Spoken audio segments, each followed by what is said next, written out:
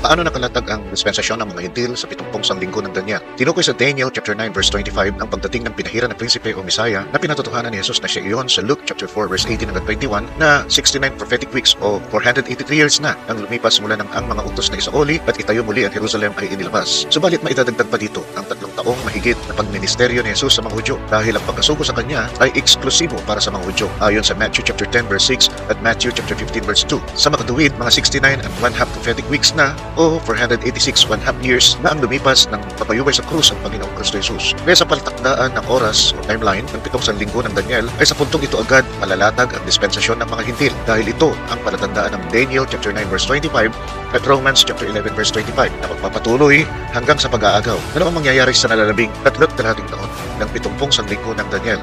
Huli abangan ang susunod na kabanata at pagpalain tayong lahat ng Panginoong Kristo Jesus.